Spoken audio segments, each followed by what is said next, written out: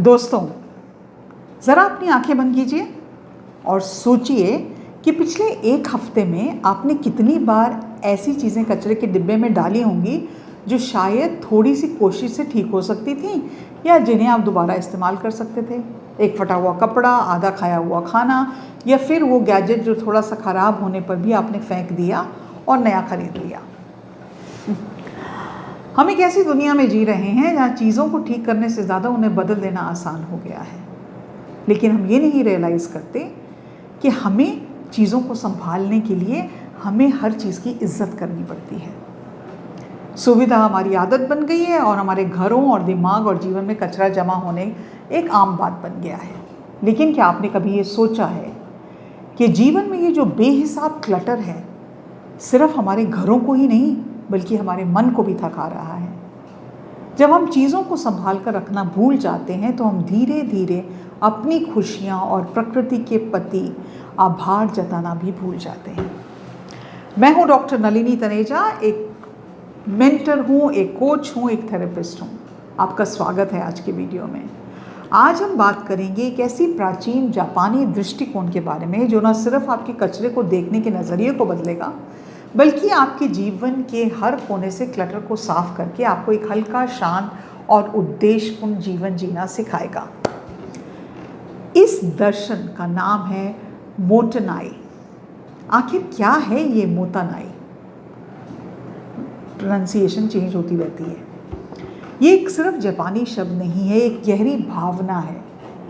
जब जापान के लोगों के मुंह से ये शब्द निकलता है तो उनका मतलब होता है कितनी बर्बादी या अरे इसे ऐसे मत फेंको। लेकिन इसका दायरा सिर्फ चीज़ों को बचाने तक सीमित नहीं है। ये ग्रैटिट्यूड का एक ऐसा अभ्यास है जो हमें याद दिलाता है कि हमारे द्वारा इस्तेमाल की जाने वाली हर चीज़ के पीछे प्रकृति का संसाधन, किसी इंसान की मेहनत और उसका समय लगा हुआ है। प्राचीन काल में जापान में इस शब्द का धार्मिक और सांस्कृतिक महत्व था। बुद्धिज़्म फॉलो करते थे जापानीज़ लोग और उस सिद्धांतों से प्रभावित होकर वहाँ के लोग ये मानते थे हर वस्तु में अपनी एक ऊर्जा है या प्राण होता है।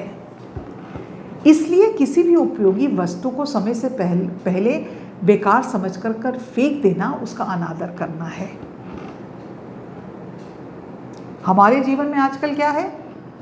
तेज़ रफ्तार से हमारी दुनिया चल रही है, लेकिन इस पर्टिकुलर कंसेप्ट मोटोनाई की जो प्राथमिकता है वो और बढ़ गई है। हमें पता नहीं क्यों इतनी एडवर्टाइजिंग और सब ये सिखाती है नया ही बेहतर है।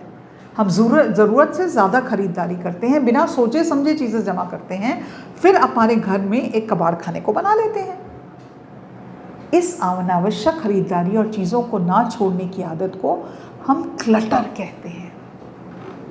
और इससे मुझे याद आया कि मैं 13 अगस्त को शाम को 7 बजे एक मास्टर क्लास कर रही हूँ, डी क्लटरिंग के ऊपर YouTube लाइव कर रही हूँ। आप उसमें ज़रूर शामिल हों।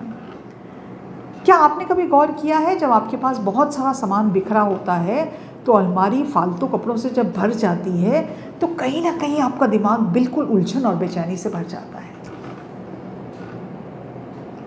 डी क्लटरिंग सिर्फ अपने घर को साफ करने का नाम नहीं है, ये अपने जीवन से उस हर चीज़ को हटाने की प्रक्रिया है जो आपके काम की ही नहीं है, जो आपके मानसिक स्वास्थ्य पर बोझ बन रही है। जब आप मोटोनाई के चश्मे से दुनिया को देखते हैं तो आप चीज़ों को बेतहाशा फेंकने के बजाय उनका सम्मान करना सीखते हैं।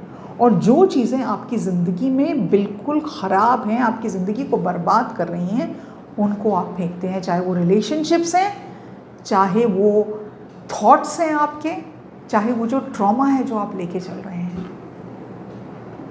तो सवाल ये है कि हम इस प्राचीन जापानी दर्शन को अपनी भाग दौड़ की ज़िंदगी में कैसे अपना सकते हैं। आप कभी भी कुछ चीज़ लेने खरीदने से पहले रुकें और सोचें।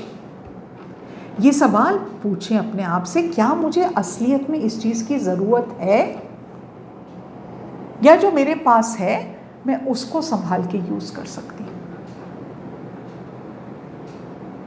क्या ये जो नई चीज़ जो मेरे को बहुत अट्रैक्ट कर रही है शाइनिंग ऑब्जेक्ट की तरह, या ये मेरी ज़िंदगी में इतनी ज़रूरत है कि मैं अपना हार्ड अर्न मनी इसमें यूज़ करूँ।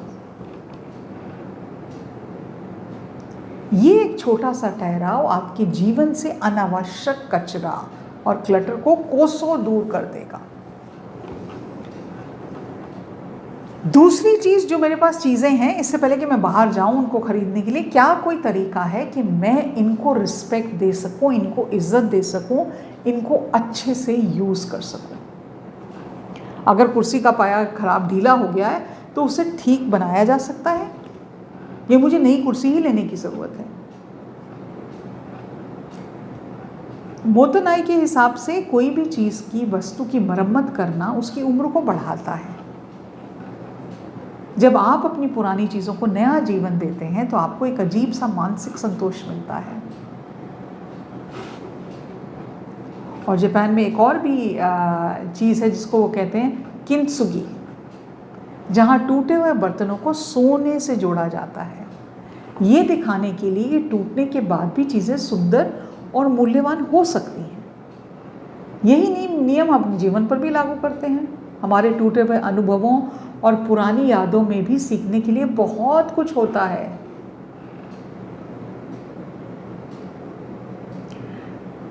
मोतनाई का मतलब ये नहीं कि हम कहीं कंजूस बन जाएं, बल्कि उसका मतलब ये है हम समझदार हो जाएं।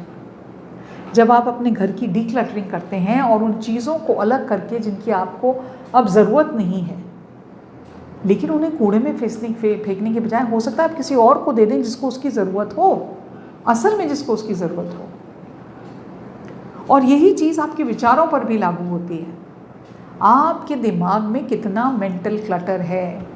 मैं 1-to-1 काउंसलिंग करती हूँ, और अगर आप 1-to-1 काउंसलिंग मेरे साथ लेना चाहते हैं, मेरी कम्युनिटी में बहुत सारे लोग हैं, आपके लिंक डिस्क्रिप्शन बॉक्स में लिंक दिया है, बुक कर सकते हैं। ये पेड कॉल होती है। कितनी पुरानी बातें, कितनी अनावश्यक चिंताएं और कितनी नेगेटिव भावनाएं लेकर हम जीते हैं, और उनको अलाउ करते हैं कि हमारी ज़िंदगी को कहीं ना कहीं बर्बाद करें। तो अपने मन को साफ रखें ताकि शांति की जगह बन सके। और जब हम मोतनाई की बात करते हैं तो ये सिर्फ भोजन हो गया, घर का सामान हो गया, या एनर्जी हो गया, ये हर चीज़ पर लागू होती है। For example food waste. Restaurant में जाते हैं या खाना घर पे बैठ के खाते हैं तो उतना ही खाएं जितनी ज़रूरत है। बचा हुआ खाना फेंके मत, किसी और को दे सकें। हम एक ऐसे देश में रहते हैं जहाँ पे आज भी कितने लोगों को 3 टाइम का खाना नहीं मिलता। अन्न का आदर करना सीखें। बच्चों को सिखाएं that you cannot waste food. Time management करना सीखें। समय भी तो एक ऐसा ही संसाधन है जिसे हम कभी वापस नहीं ला सकते। सोशल मीडिया पर बेमतलब स्क्रॉल करे जा रहे हैं, घंटों बर्बाद कर रहे हैं। कितना आपकी एबिलिटी, कितनी आपकी जो आप एबिलिटी यूज़ कर सकते हैं अपनी ज़िंदगी को बेहतर बनाने में, वो सोशल मीडिया स्क्रॉलिंग में निकलती जा रही है। अपनी एनर्जी की कंजर्वेशन करना, बिजली की, पानी की। हम अपने बच्चों को ये नहीं सिखाते कमरे से बाहर निकलो तो लाइट बंद कर दो। मोतनाई का सबसे बड़ा प्रिंसिपल ये है, हल्का जीवन और भारी खुशी। आधुनिक जीवन में हम जितना ज़्यादा इकट्ठा करते जा रहे हैं, हम अंदर से उतने ही भारी और बेचैन महसूस करते हैं। जब हम मोतनाई और डीक्लटरिंग के प्रिंसिपल को मेल करते हैं तो लेस इज़ मोर का सिद्धांत अपनाते हैं।